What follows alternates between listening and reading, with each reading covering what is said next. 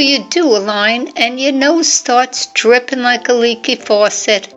The more you sniff or blow it, the more it runs. It doesn't stop. You start to think there's something wrong with your nose, and there is.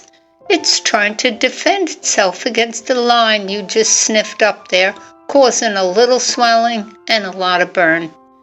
But you can certainly help your nose out, and it will stop running. First, don't sniff hard. Don't blow your nose hard. Give your nose a quick burst of saline nasal spray.